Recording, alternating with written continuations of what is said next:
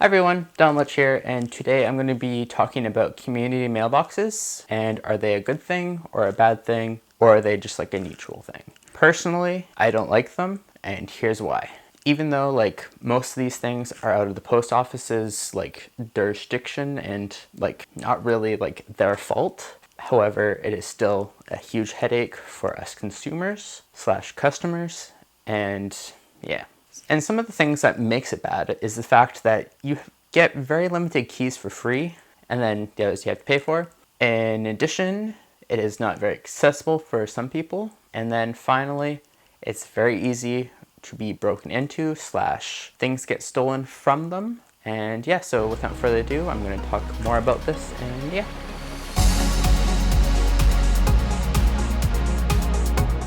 So typically with community mailboxes, you get typically 2 keys for free, and then after that you do have to pay for them and you do have to order them yourself. And you get 2 keys, which for some people that's fine, but if you're in a situation where there's like say 4 or 5 people in your family or in the household, it can be very hard to allocate where the keys go, and in some cases that can be a very bad thing because sometimes the keys are like directly like handed to just 2 people instead of like one being like handed to one person and the other being in like a local area where everybody has access to it. And in addition, it's also very easy to lose the key as it is usually fairly small, which that's not good just because then you got to pay more money to get it back.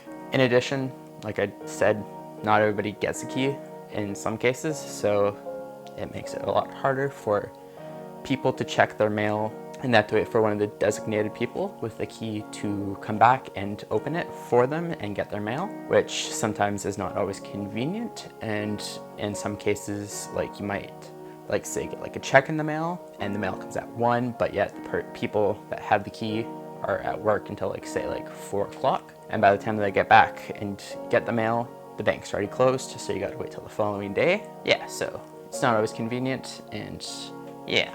In addition, with community mailboxes, it's not always accessible for everybody. With people with disabilities, be it mental or physical, can be sometimes hard for them to get to the community mailboxes because sometimes they can be at a further length, and it can be like down the street, it could be down a couple blocks, depending on like your living situation and like just the structure of the street and everything. So it doesn't make it very accessible for everybody, and especially if there's like snow or like it's really wet and slippery, it's not always accessible for people. Whereas like if it's like at your door, you just have to like walk outside the door and get it, so it's very like easy and convenient and everybody can get to it. Whereas with community mailboxes, it's very hard for a lot of people to get to it, be it their disability or be it the weather. Furthermore, with community mailboxes, it's very easy for things to be broken into and for things to get stolen. Since I've moved to the community mailbox structure, I believe there's been 3 or more, I think actually maybe 5 times or reports that community mailboxes have been broken into. And that's been in like a year. So in like a year, there's been almost 5 break-ins in community mailboxes. So it's very easy for people to break into. And when that happens, mail gets stolen, packages get stolen, and all that type of stuff. And furthermore, there have been times, and our community mailbox has actually been fallen victim to this, and where the postal worker forgets to lock up the community mailbox and leave it wide open. And I get it, sometimes it's easy to forget to lock it, and yeah.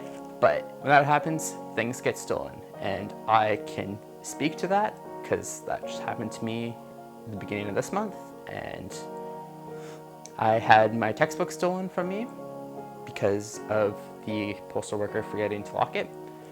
And because of that, I had to go through the process of getting a refund through Amazon. Thankfully, like the seller of the textbook was reasonable and they were very nice, and they did launch a full investigation, and basically it was found out that it was pretty much stolen or lost in transit. So which means I was out of luck for a textbook, and unfortunately, since I needed the textbook like that week, I didn't have enough time to wait for shipping and stuff, so I ended up by going to the bookstore and getting it like physically. And with that, I had to pay an additional $80.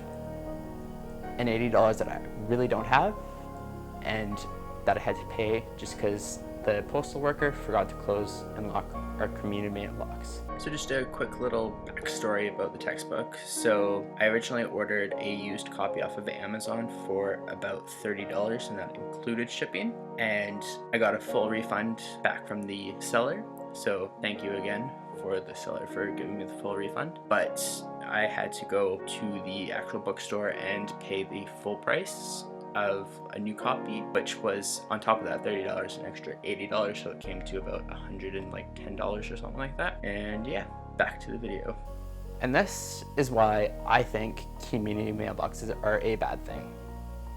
Yes, there are some good things, but in my personal opinion, and in opinions of a lot of other people that I've heard through social media, through like word of mouth and stuff, community mailboxes have a lot of bad connotations to it and a lot of bad things about them. Like listed in this video, you get very limited keys with them, they're not accessible to people, and 3 is that things are very easy to be stolen. And like I said, I can attest to that because it happened to me.